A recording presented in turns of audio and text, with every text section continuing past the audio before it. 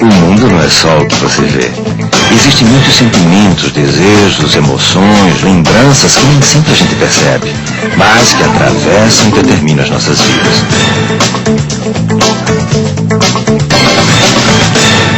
Eu lembro, logo sou. Existem formas diferentes de guardar a memória. Mas qual é a memória que se guarda? Quando morre um homem, é como se uma biblioteca inteira se incendiasse.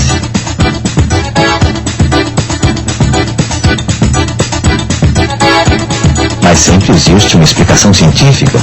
As memórias são estocadas em diferentes regiões do cérebro. Presume-se que diferentes memórias sejam representadas por circuitos neuronais específicos. Mas é claro que você não pensa nisso quando esquece ou lembra de alguma coisa. Porta me lembra janela. Janela me lembra parede. Parede me lembra chão. Chão me lembra parede. Chão. Chão me lembra parede. Me lembra mesa.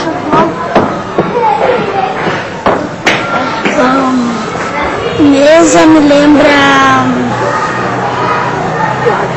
toalha. Toalha me lembra chuveiro. Chuveiro me lembra água. Água me lembra cerca. Cerca me lembra terra. Qual é a memória que se quer guardar?